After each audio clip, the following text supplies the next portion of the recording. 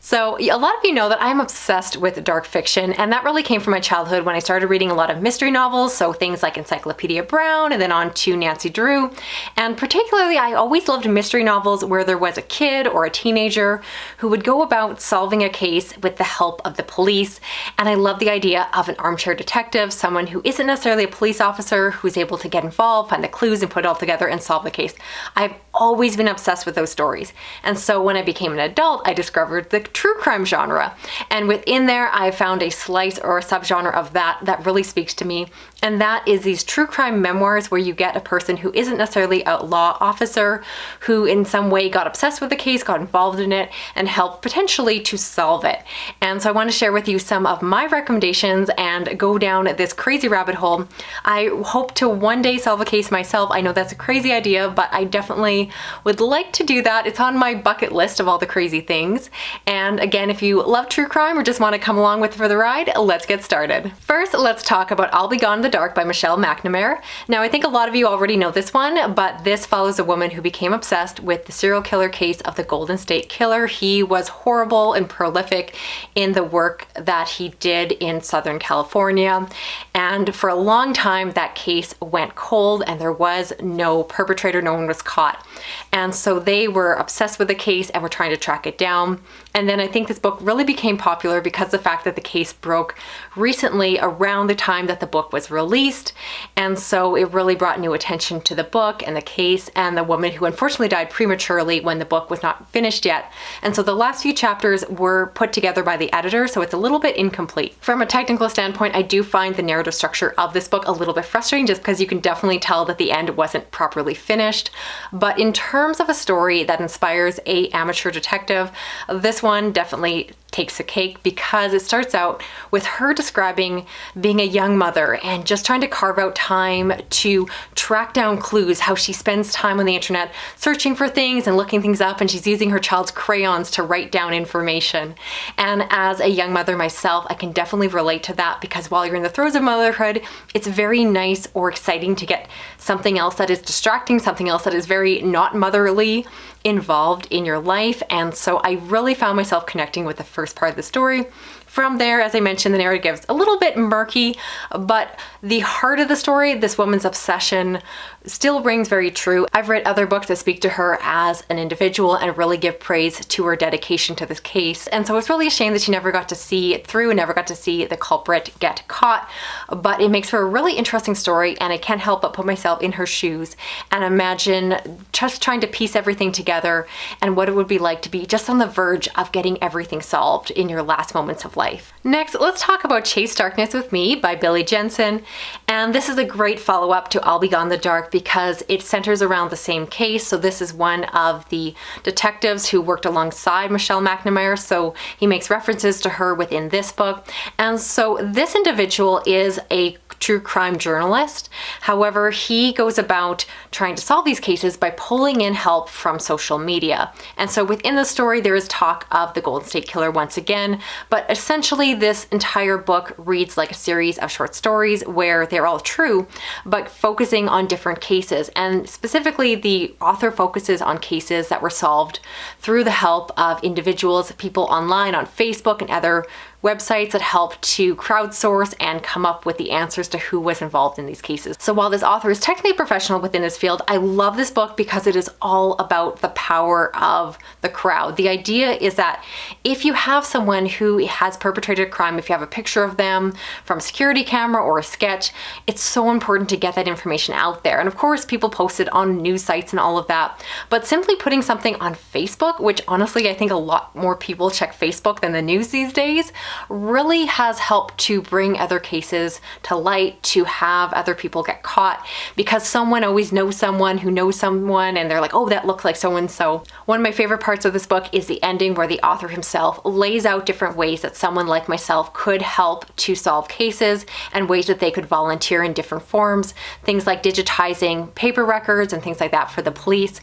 And I've got to admit, I'm really intrigued to check some of that out. I'm intimidated to do so and haven't really taken a lot of steps yet, but I'd like to do that in the future. I just need that extra nudge, so maybe give me that nudge in the comments or maybe don't. Next is I Know Who You Are, which is another true crime memoir that focuses on the Golden State Killer. I promise I'll move on to other cases, but I figure I might as well talk about these books back to back.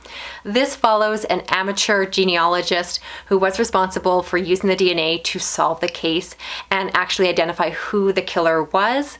And so they were not a genealogist by trade or through their profession. Instead, they were actually a lawyer. They went on to retire and have started out by tracking down the family trees of people who were adopted. So they used their DNA to help them find their birth families.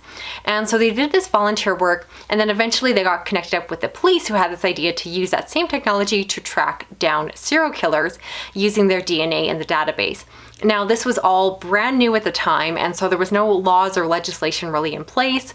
And so they uploaded the DNA of the killer and then tried to find a family match that was close enough that they could build their tree up and then build the tree down to figure out where they were related. I believe in the case of the Golden State Killer, they were able to identify a second cousin, which is a pretty close match, but not as close as that sounds. So they still had to go up the family tree and down again and get some small matches and kind of work their way, whittle it down to finally identifying the right person.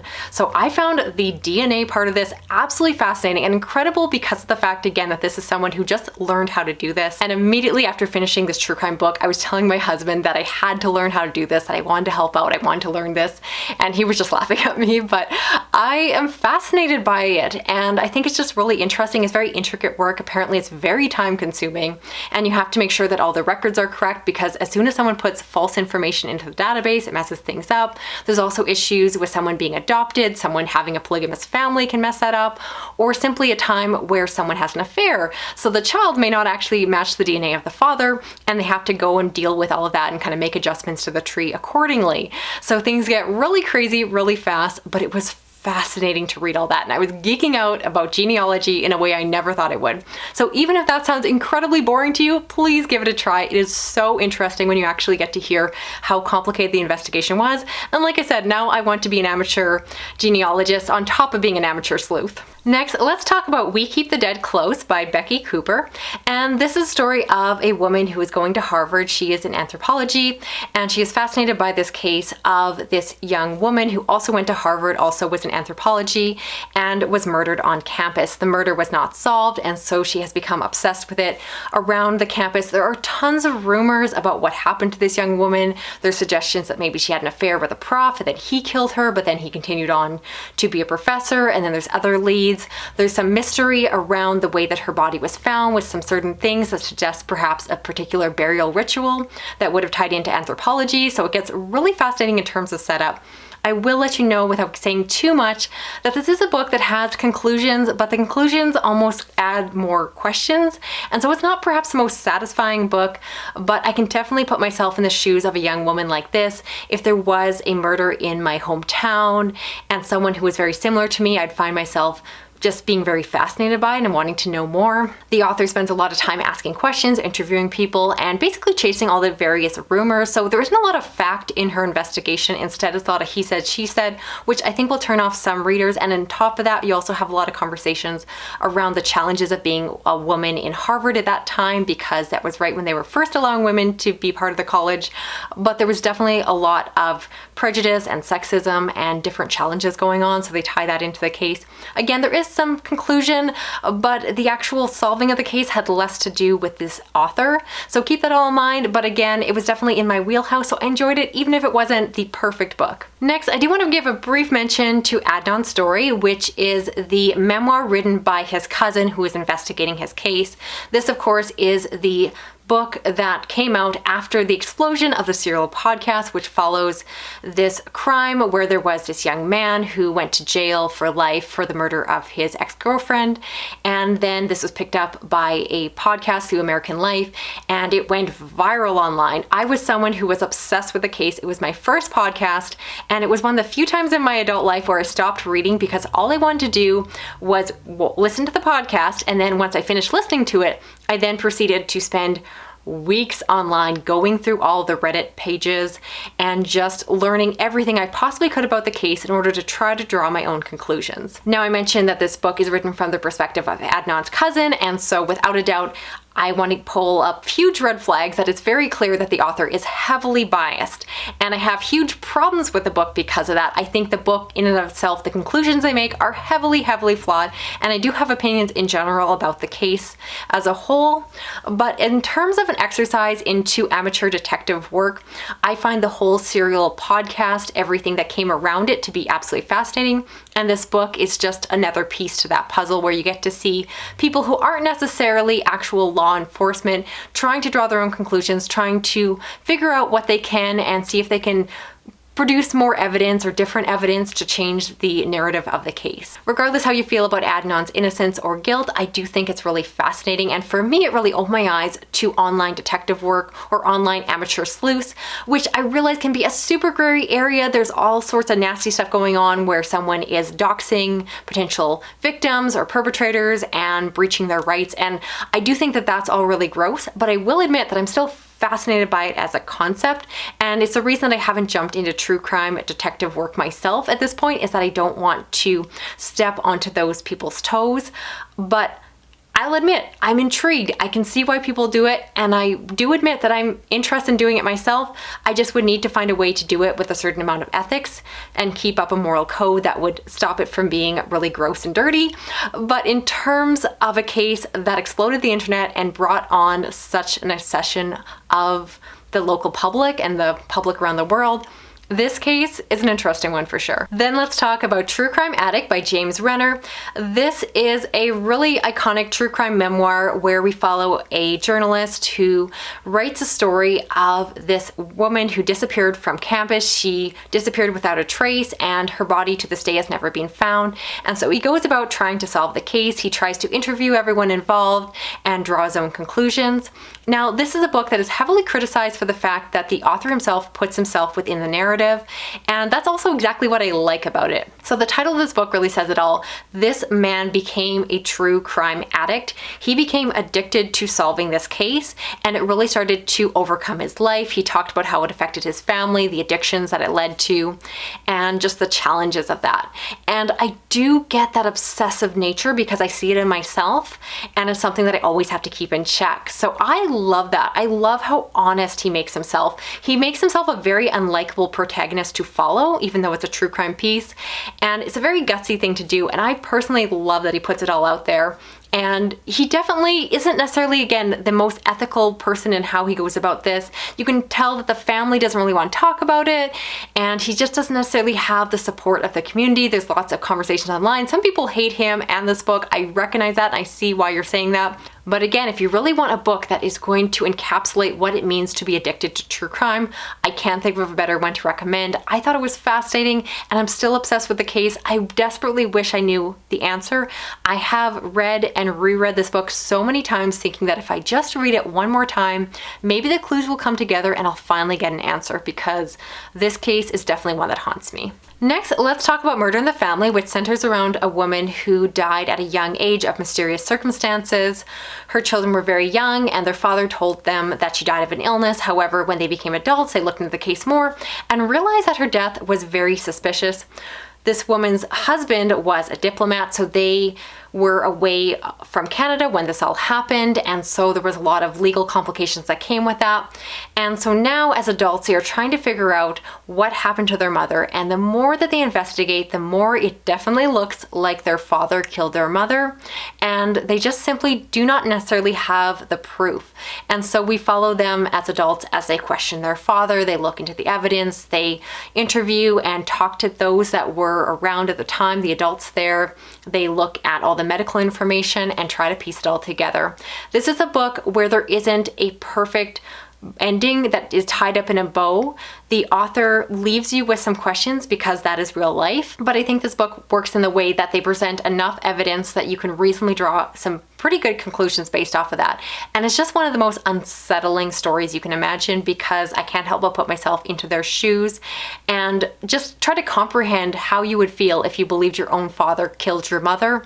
How you get past that? How do you live a functional life when you know that or believe that to be true, which is what the siblings do believe.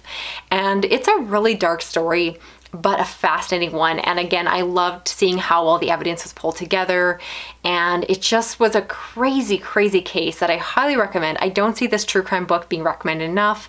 It is Canadian based, which is probably why it's not as internationally known, but I think it's fascinating. Next, I want to mention The Phantom Prince, which is a memoir told from the perspective of the girlfriend of Ted Bundy. She gave her account of what it was like to be dating and involved with a man who turned out to be this horrific serial killer. Now, this I totally acknowledge is an imperfect memoir. The author has admitted that at the time that she was writing this book, she was still heavily emotionally involved in the story, and she also was dealing with her own addictions and demons. And so I do recommend, if you're going to read this, to read an updated version that has an afterword that provides a lot more detail and kind of reframes the story and makes it a bit more well-rounded, giving also the perspective of her daughter who lived in the same house as Ted Bundy. And so this is more memoir than true crime because, of course, she as an individual was limited to only knowing what was available in the news. She didn't have access to police records or anything like that. But I think that this is a really interesting exercise that, again, I couldn't help but put myself in her shoes and just try to imagine that your intimate partner is matching the details of this case. As the news was coming out, as the details of the killer was being shared with the press, she kept realizing the similarities. The car sounded similar, some of the descriptions were similar, times where he was away from the house matched up with certain crimes, and it was just looking really suspicious. She ended up actually reaching out to the police, but at the time they didn't have enough evidence to put it all together, and she just had to go back and forth about whether or not she trusted him, whether or not she believed him. And again, I can't help but imagine what that would be like, how that would mess with your head. And it was just very compelling. So I do recommend that one. Again, get the updated version. I think it's a better, more rounded package, but it is a fascinating, if not horrifying story. Finally, let's talk about Tell Me Everything by Erika Krouse. And this is a true crime memoir that follows a woman who got the opportunity to work as a private investigator for a law firm that was investigating a university where there was a lot of alleged rapes that were happening. And so they asked her to not necessarily go undercover, but just simply talk to the victims, the college kids, and get them to tell her their story so that potentially they could get enough evidence to take the campus to trial. And so she is someone who, again, was not trained to be a private investigator. She didn't have a certificate, she didn't have a background, she wasn't a lawyer or anything like that herself, but instead she was just someone who was really good at drawing information out of other people. She had perhaps a trustworthy face, and she just found that throughout her entire life, people kept talking to her about things that they wouldn't normally share with other people, and the lawyers recognized that same characteristic within her. So within the story, we follow her as she talks to the various college students, and then we also get flashbacks to her own childhood because she also suffered from an abusive situation in her past that was never acknowledged by her family. The situation is very different than a college rape, but obviously she drew those similarities and puts herself again within the story. I thought this was very well done, very topical, very important in the age of Me Too, and once again fueled my obsession with true crime and made me then want to become a private investigator. It hasn't happened. It's not my day job. I have another day job, but this case was really interesting and definitely one that got me thinking about it. So that is it for this video here. I'd love to know, of the books I talked about, which ones are you planning on checking out for yourself? And I would also love to hear if you have any other recommendations, or if you share my obsession with true crime, whether it be wanting to be a private investigator or an armchair detective. I definitely want to, again, be respectful to the lawful authority as well as the victim. So I haven't jumped into the deep end in terms of actually jumping into Reddit or anything like that, but I'll admit I'm interested, I'm curious, and I would love to help solve crimes if I could. But right now I'm just a reader and a booktuber, but maybe one day I'll be something more. Thanks so much for watching. If you're new here, I do read a lot of true crime as well as horror, thriller, science fiction, fantasy. You can give this video a thumbs up, share it around online, drop a comment, even if just a little emoji like a detective, and if all is good, I'll talk to you again soon. Okay, bye-bye.